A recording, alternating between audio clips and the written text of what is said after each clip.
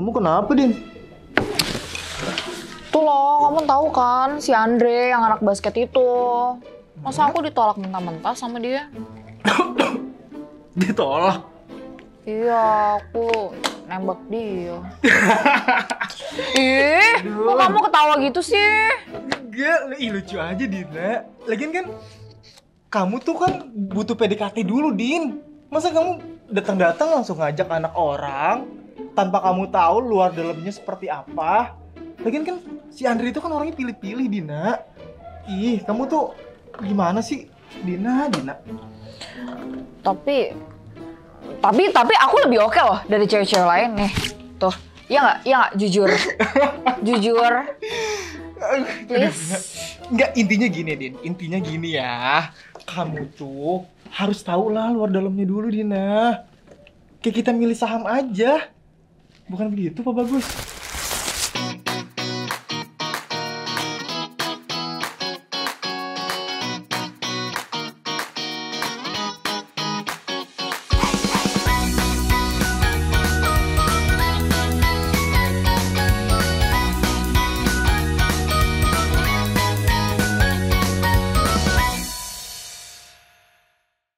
Betul banget, Raka. Nah, kisah cinta Dina ini cocok banget untuk dijadikan sebagai analogi tentang analisis selanjutnya, yaitu analisis fundamental.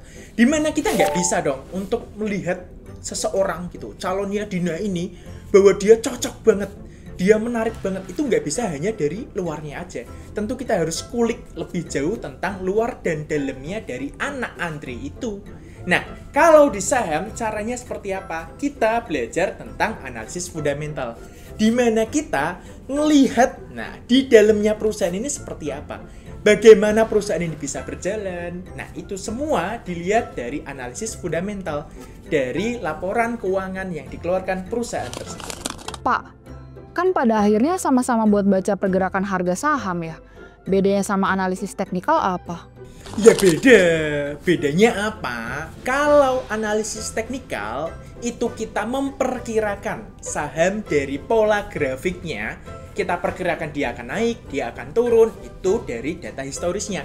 Tadi kita belajar tentang harga dan juga volume transaksi. Nah, kalau fundamental ini kita bedah anak-anak, hitam di atas putih dari perusahaan tersebut seperti apa. Apakah dia menghasilkan laba yang bagus, arus kasnya sehat. Nah, itu semua dilihat dari analisis fundamental. Kalau teknikal kan untuk memperkirakan harga yang cocok tuh di harga berapa kita beli dan di harga berapa kita jual. Nah, sebelum ke teknikal kita ngomongin fundamental dulu. Perusahaannya sehat atau enggak? Manajemennya bisa menjalankan perusahaan ini bagus apa enggak? Gitu. Jadi, kalau ada prinsip pada analisis teknikal, yaitu harga saham melambangkan semua kejadian di pasar. Kalau orang fundamental, itu prinsipnya bahwa harga saham adalah cerminan dari kinerja perusahaan tersebut. Alias, kalau kinerjanya bagus, pasti nanti harga sahamnya juga akan naik. Gitu. Sampai sini ngerti nggak anak-anak? Nah, analisis fundamental yang dibaca apa aja Pak Bagus? Yang dibaca minimal ada 4 hal anak-anak. Yaitu yang pertama tentang laporan laba rugi. Nah, laporan laba rugi itu isinya bagaimana perusahaan ini bisa menghasilkan laba. Jadi dari aktivitas operasionalnya dia, nah nanti dihitung setiap 3 bulan sekali, setiap 6 bulan sekali, nanti direkap. Oh ternyata modalnya 100 juta. Nanti kembaliannya atau untungnya 10 juta. Nah, labanya berarti 10%. Dari situ kita dapat nanti laporan laba ruginya. Lalu yang kedua ada laporan arus kas. Nah, arus kas ini menghitung uang yang keluar dan yang diterima itu selisih atau enggak. Gedean yang mana? Kalau lebih gede yang uang dikeluarkan berarti rugi dong. Nah, lebih baik nyari perusahaan yang mendapatkan uang lebih banyak, alias arus kasnya positif. Lalu anak-anak, yang ketiga ada tentang neraca. Nah, neraca ini rumusnya apa Pak Bagus? Neraca rumusnya adalah aset sama dengan liabilitas ditambah ekuitas. Liabilitas adalah besaran kewajiban yang perlu dilakukan oleh suatu perusahaan tersebut. Dan ekuitas adalah besaran modal yang disetorkan oleh pemilik saham tersebut. Sampai sini paham anak-anak? Nah, yang keempat ada tentang rasio keuangan. Dari tadi kita udah belajar tentang laporan laba rugi, tentang arus kasnya, tentang neracanya gimana. Nah, semua itu dipersingkat dalam rasio keuangan. Rasio keuangan adalah gambaran singkat dari kinerja fundamental perusahaan tersebut. Jadi apakah kita perlu melihat satu-satu, Pak Bagus? Ribuan angka, ratusan miliar semua dari perusahaan tersebut? Iya, perlu. Tapi semua ini akan dipersingkat dalam rasio keuangan, yang mana kita belajar seperti tentang EPS atau laba bersih dibagi dengan jumlah saham yang beredar, lalu ada price to earning ratio atau harga saham dibagi dengan EPS-nya atau dibagi dengan laba bersihnya, lalu ada price to book value, ada return on equity, return on asset, dan masih banyak lagi. Itu adalah gambaran ketika kita belajar tentang analisis fundamental, di mana kita melihat kesehatan perusahaan ini dari laporan keuangan yang diterbitkan setiap periodenya.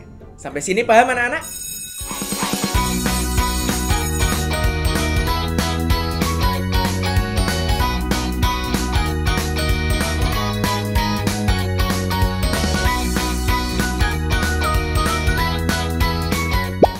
Nah, kenalin dulu, Din. Baru hajar. Tapi kalau tentang saham kan aku tahu. Tadi kan lagi ngebahas tentang Andre. Din, kayaknya sesuai dengan analisa fundamental, Pak Bagus cocok deh sama kamu. Kan sih nggak sopan. Udah kamu piye tuh? Masuk Bapak mau dianalisis? Kamu mau lihat nih detail keuangan Bapak gimana? Nah, ngomongin tentang kisah cinta antara Dina dan juga Andre, itu menarik juga kalau kita bisa cari tahu lebih jauh tentang tipe-tipe investor itu seperti apa.